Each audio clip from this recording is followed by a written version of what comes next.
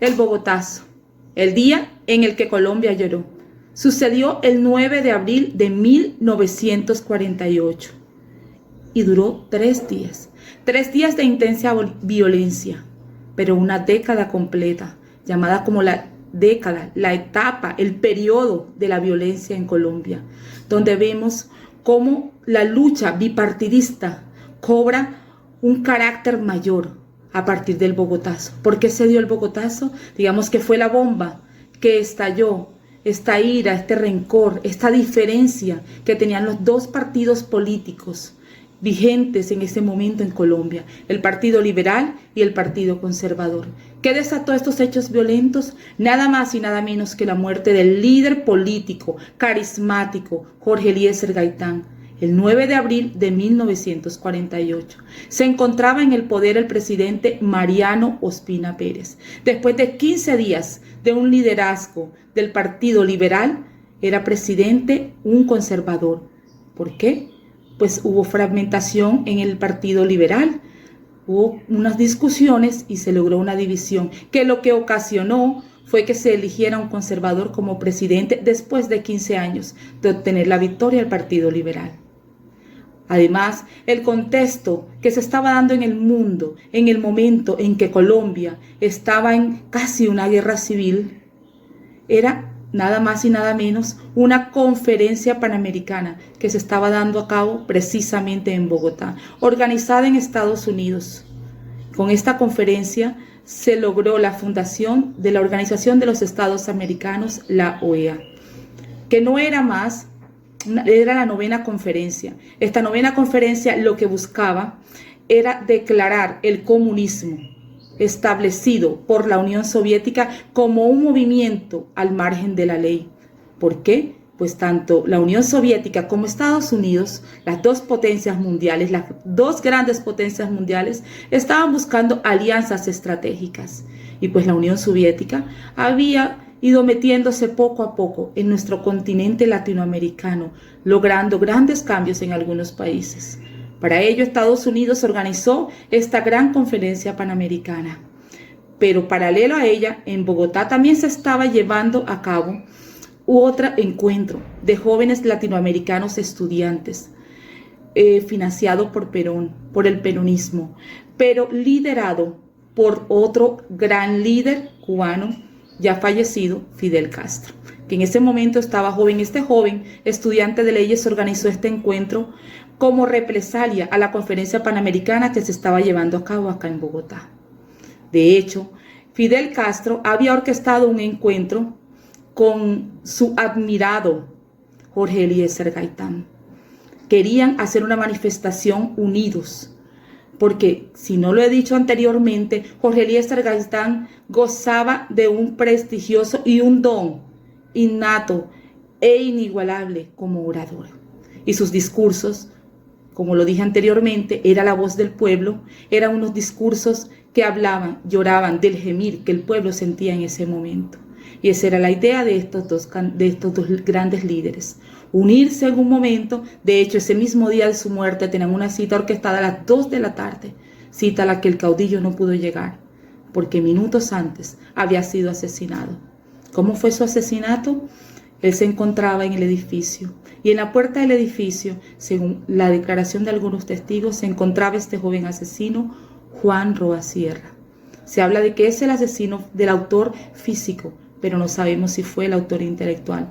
Hay muchas teorías acerca de los asesinos de Jorge Eliezer Gaitán, pero nada concreto, porque se perdió la oportunidad de lograr saber quién había sido el autor intelectual, ya que después de los disparos que propinó Juan Roa Sierra en la puerta del edificio de donde iba saliendo Jorge Eliezer Gaitán, se dio a la huida. De hecho, no se sabe siquiera si fue el real autor intelectual u otro hombre de estatura más alta que se encontraba también ahí. Ese hombre se perdió en la multitud, pero señalaba a Juan Roa Sierra, quien se puso muy nervioso y salió corriendo. En esta búsqueda por correr y huir, por el miedo, no sabemos, lo alcanzó un policía. Este policía lo captura, lo detiene en una droguería. Pero la gran turba, al saber que había sido detenido, que había sido capturado en ese momento el asesino de su líder, Jorge Eliezer Gaitán, no da espera y lo lincha inclementemente. Fue una muerte física y violenta. Y fue arrastrado, colgado con corbatas. Lo amarraron y lo arrastraron por todo el Capitolio Nacional, por toda la Plaza Bolívar. Llegaron hasta el Capitolio Nacional, dejando ahí su cuerpo. Un cuerpo destrozado por todas las inclemencias, por todo lo que hicieron. Y no solo fue esto, la destrucción de edificios, de importantes edificios, de trenes, del tranvía. Todo lo estaban destruyendo a su paso. El pueblo estaba en furia total. Y esto se fue extendiendo no solo en Bogotá, sino en otros municipios cercanos. Toda Colombia entró en 3 días de luto, de dolor, de guerra, de violencia. Incluso lo cegó tanto que se olvidó el motivo principal por el cual inició esto, que fue la muerte de Jorge Eliezer Gaitán, y empezó esa lucha entre los 2 partidos políticos.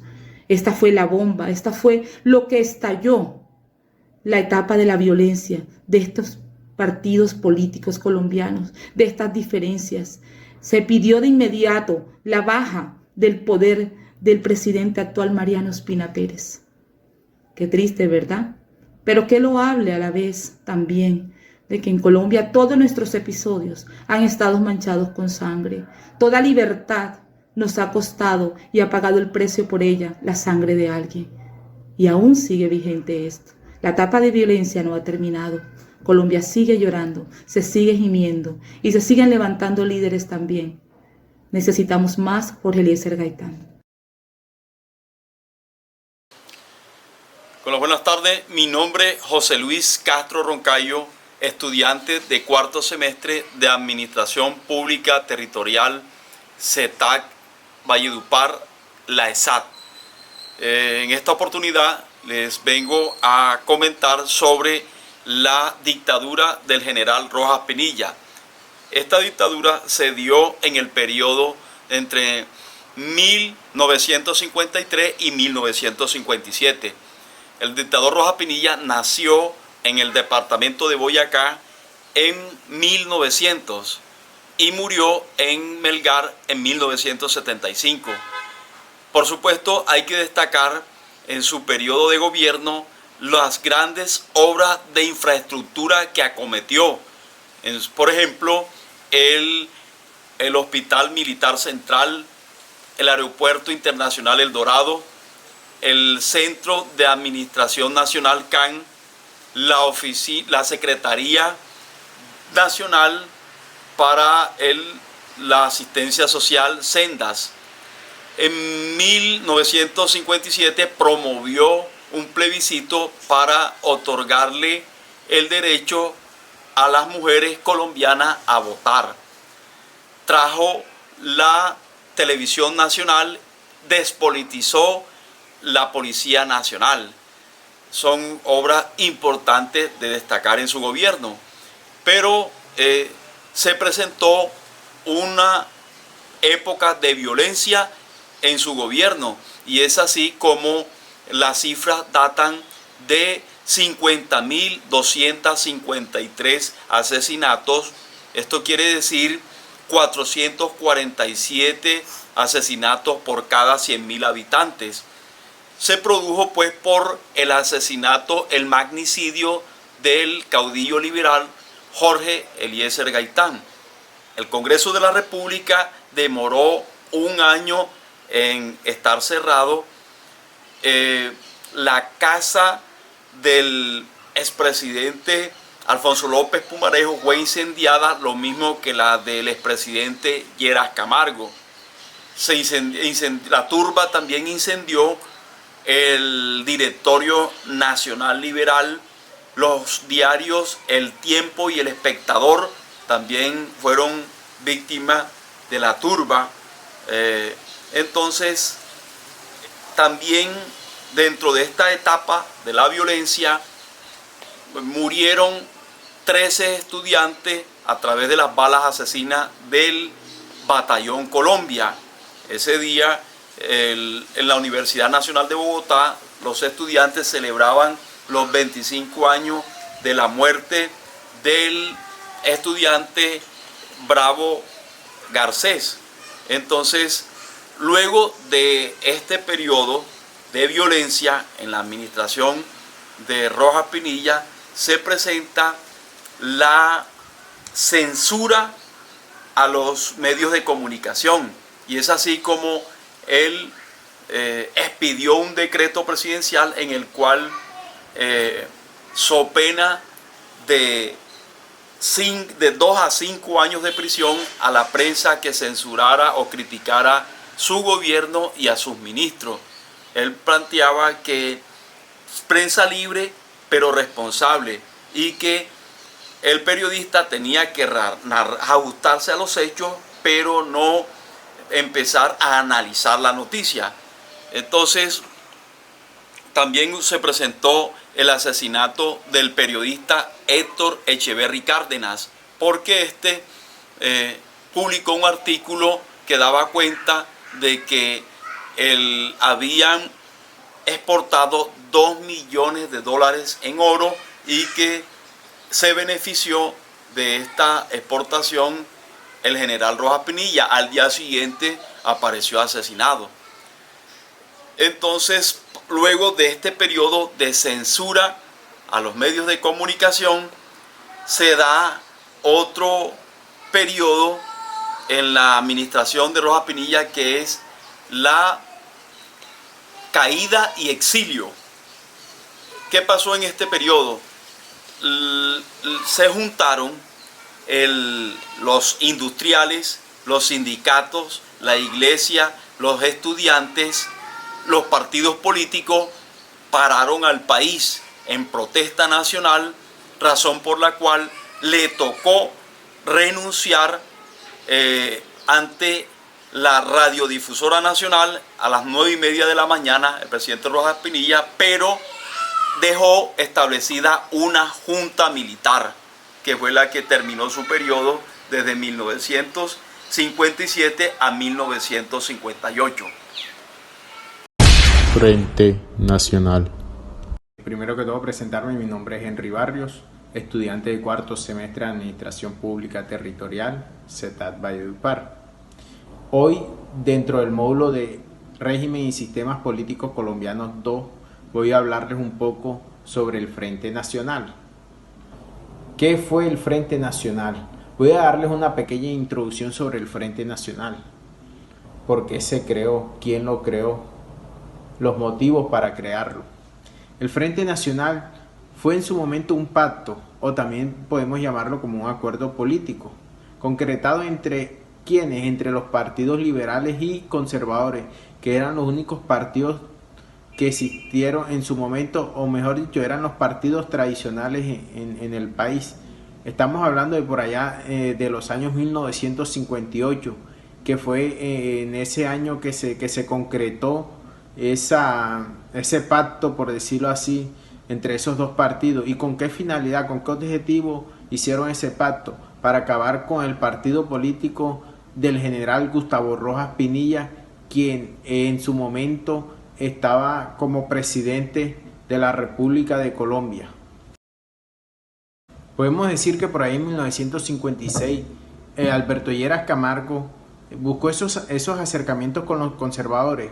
¿Con qué fin?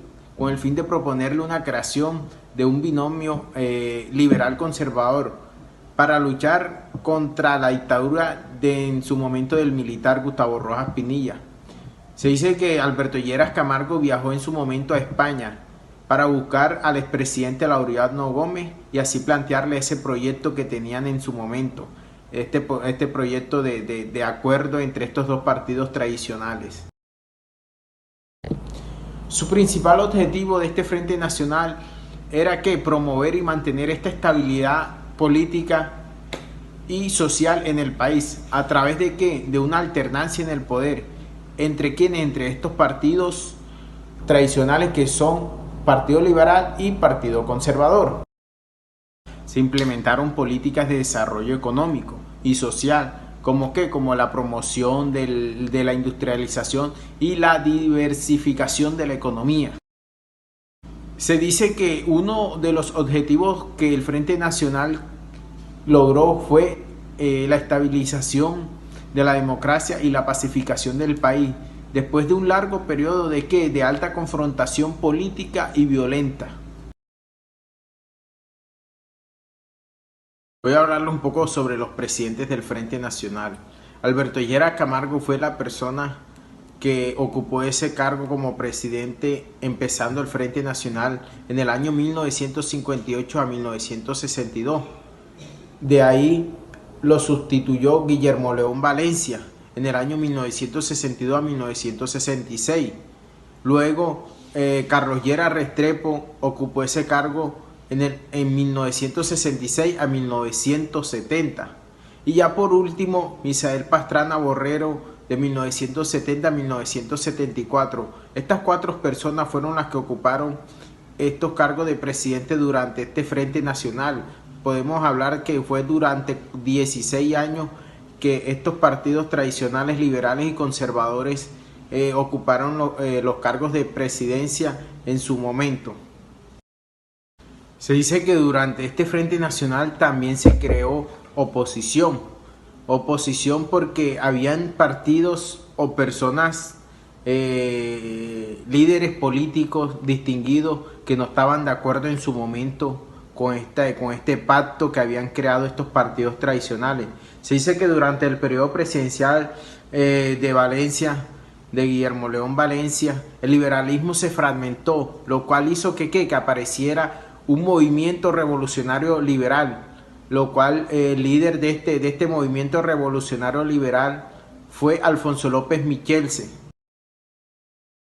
Durante la administración de Carlos Lleras Restrepo apareció un nuevo movimiento de oposición a este Frente Nacional, el cual estaba conformado ¿por quién? Por estudiantes y obreros próximos a la izquierda. Este partido, este movimiento se llamó en su momento Movimiento Obrero Independiente Revolucionario, con las siglas MOIR. Podemos decir que la ANAPO, Alianza Nacional Popular, fue liderada por el general Rojas Pinilla, el cual se dice que se convirtió en el principal partido de oposición al Frente Nacional. Se dice que el Frente Nacional también vivió su crisis. Por allá en la década del 1950 y principios de los 60 hubo un periodo de tensión y conflicto en Colombia, ya que fue un periodo en el que estos partidos políticos tradicionales, liberales y conservadores, acordaron que alternarse en el poder para así evitar confrontaciones violentas.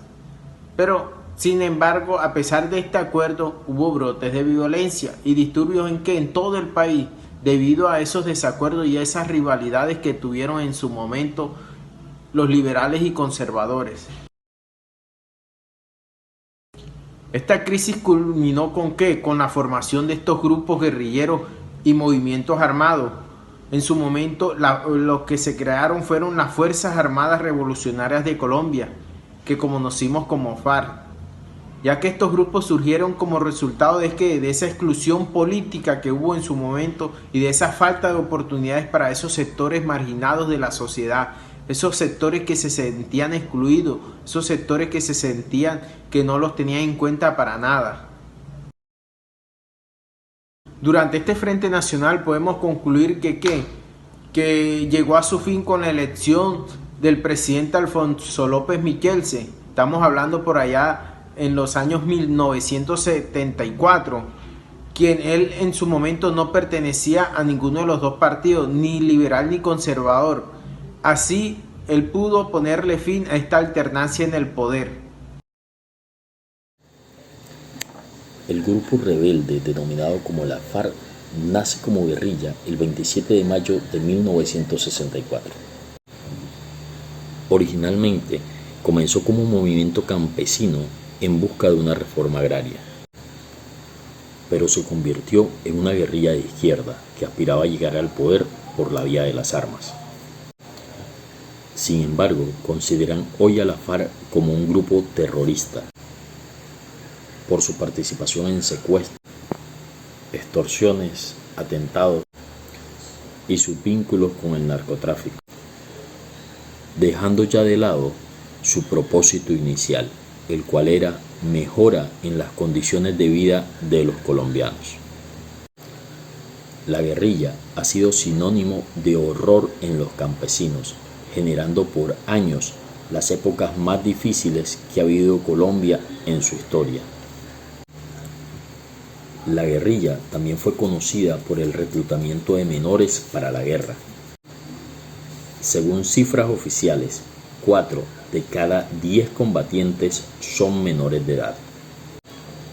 Según informes, las víctimas dejadas por el conflicto armado en Colombia entre 1985 y 2018, se registraron en Colombia al menos 450.654 homicidios, producto del conflicto armado interno.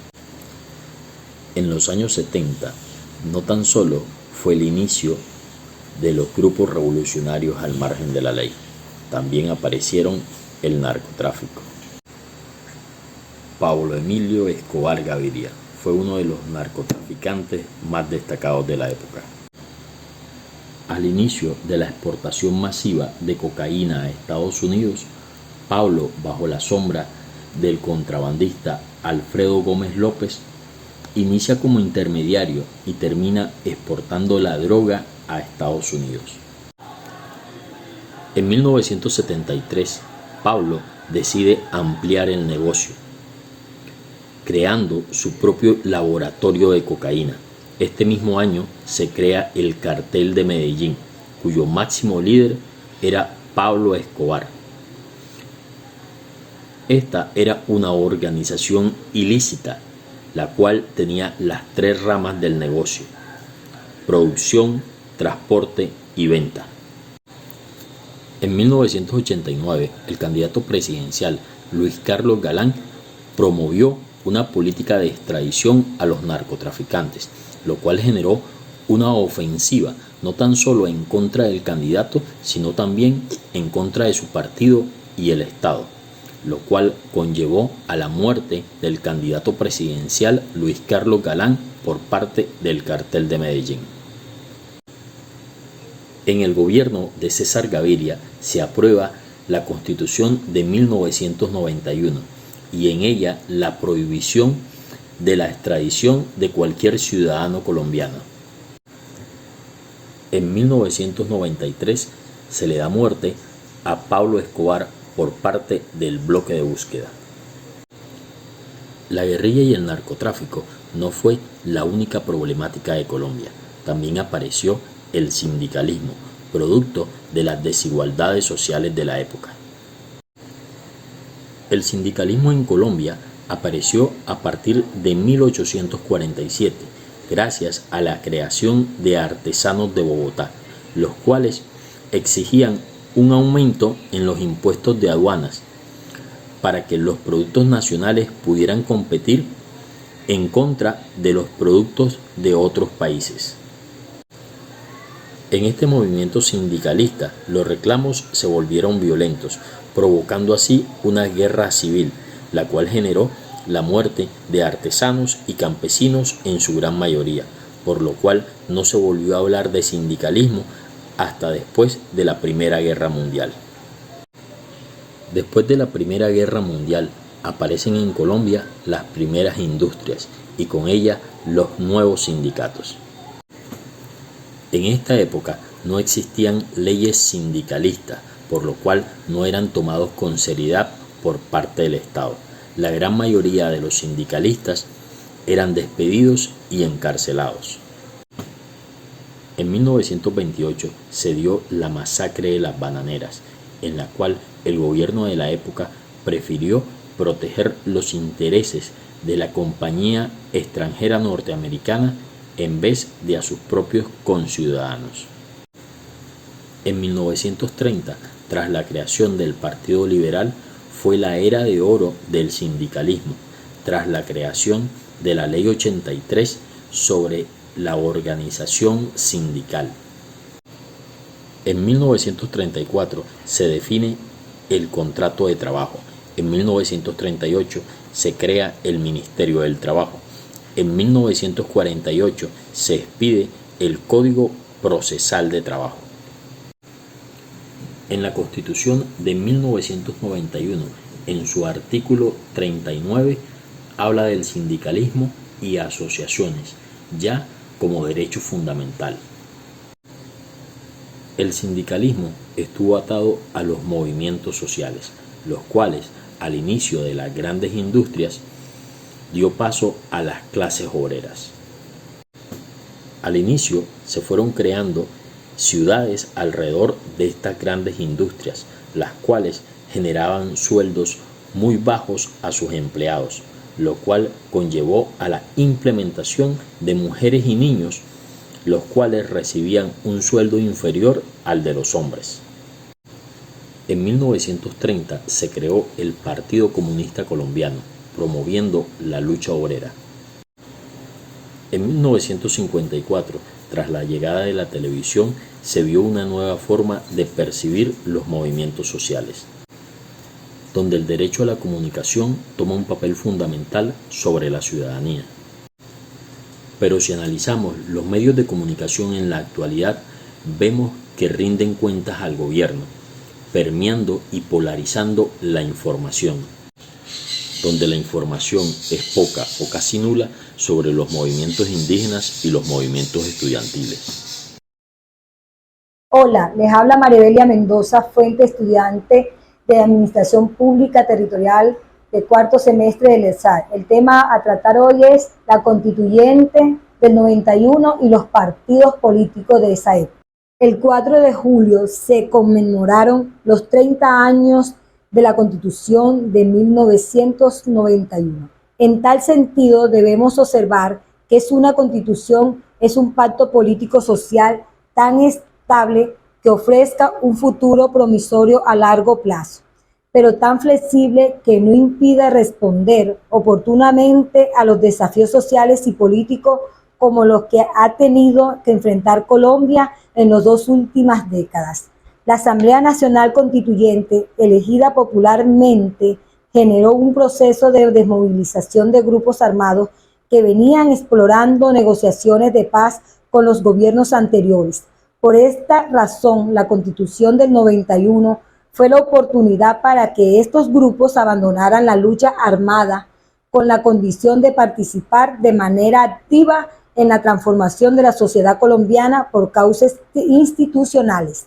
La Constitución fija los límites y define hasta dónde puede llegar la relación de poderes, que cuando proviene de un Estado de Derecho con énfasis en la sociedad como el nuestro, tiene que garantizar al pueblo con suficiente claridad cuáles son sus derechos, hasta dónde puede llegar el límite de sus libertades. La formulación política adoptada por la Constituyente del 91, el Estado constitucional democrático y social de derecho, respondió a la gran duda social con las personas y los grupos más desfavorecidos de un Estado de derecho formal, confesional y autoritario, se transmitió hacia un Estado constitucional democrático, republicano, pluralista y social de derecho. Asimismo, dentro de las instituciones centrales del nuevo amendaje constitucional encontramos la adoptación de un extenso catálogo de derechos y deberes, acciones y mecanismos, protección constitucional amplio y mecanismo de participación ciudadana, la creación de la Corte Constitucional, la Fiscalía y la Defensoría del Pueblo, restricción al uso de los estados de excepción.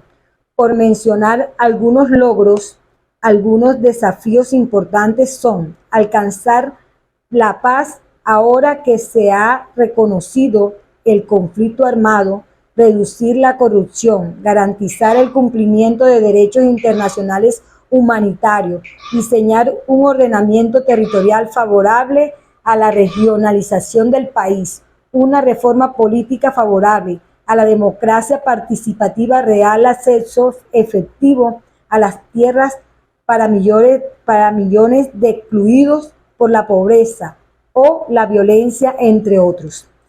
En conclusión, la Constitución del 91 consagra un amplio catálogo de derechos con sus mecanismos de protección, garantiza diferentes mecanismos de participación ciudadana, consagra las cláusulas de Estado Social de Derecho.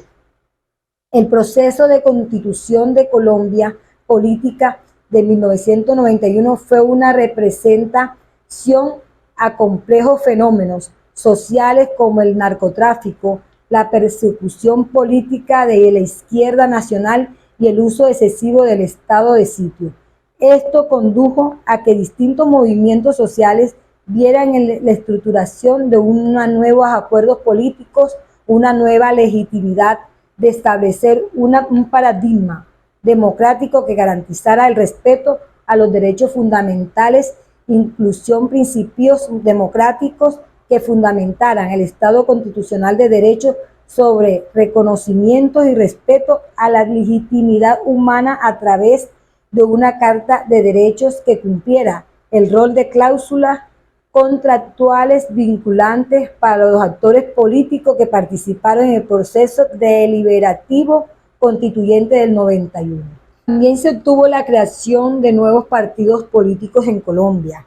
En materia de participación política, uno de los aportes que hizo la Constitución del 91 es que facilitó la creación de partidos, abriendo de esa manera un espectro que hasta entonces se había limitado a las colectividades tradicionales, el conservatismo y el liberalismo.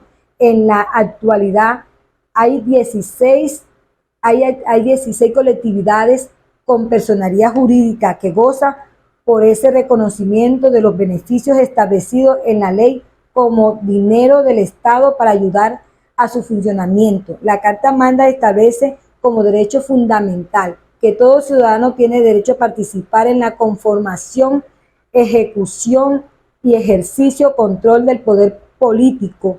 Para ser efectivo, este derecho puede, entre otros, elegir y ser elegido, así como constituir partidos, movimientos, agrupaciones políticas sin limitación alguna, formar parte de ellos libremente, difundir sus ideas y programas.